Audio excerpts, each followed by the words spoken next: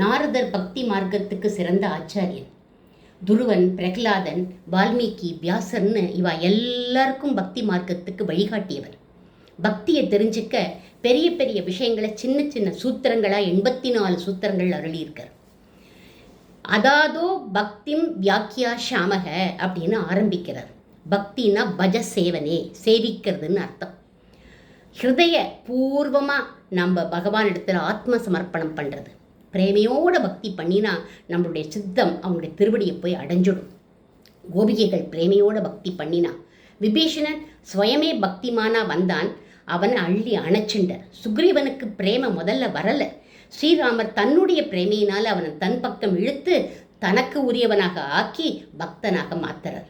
இந்த பிரேம ஆக்கர்ஷணத்தை தான் சா துவஸ்மின் பரம பிரேம ரூபா அப்படிங்கிற சூத்திரத்தில் சொல்கிறார். இந்த சூத்திரத்தில் பக்தியுடைய ரூபத்தை சொல்கிறார். இதை சொல்லி புரிய வைக்க முடியாது, இது தானாகவே ஒரு பக்தனுக்கு வரணும். கிருஷ்ண சைதன்ய சம்பிரதாயத்தில் வந்தவர் பரம பிரேம பக்தரான கதாதர பட்டர். ஒரு தடவை ராமாயண பிரவச்சனம் பண்ணுற போது பிராட்டியோட பக்தியை சொல்லி சொல்லி சொல்கிற எல்லாரும் உருகி அழறா. ஒரு பக்தருக்கு மட்டும் கண்ணீரே வரலை. கீழே குனிஞ்சு பையில் இருக்கிற மிளகாப்பொடி எடுத்து கண்ணில் தூவிண்டார். ஜலஞ்சலமாக கொட்டுறது. எப்பேற்பட்ட பக்தர்னு எல்லாரும் அவரை கொண்டாடினான். இவர் குனிஞ்சு மிளகாப்பொடியை போட்டுன்றதை ஒரு குழந்தை பார்த்துட்டு எல்லாரும் முன்னாடியும் சொல்லிடுது. கொல்லுன்னு சிரிச்சா எல்லாரும்.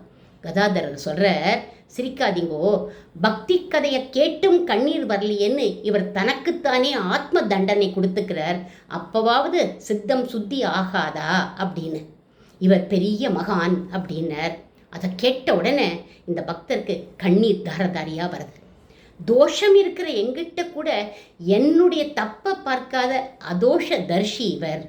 சா துவஸ்மின் பரம பிரேம ரூபாவான்னா இவர் இருக்கார் அப்படின்னு நினச்சி பிரேமையோடு இவர் அழறார். பரம பிரேமைதான் பக்தி. நம்ம ஹிருதயத்தில் உள்ளவன் பரம பிரேம ரூபனா இருக்கான்.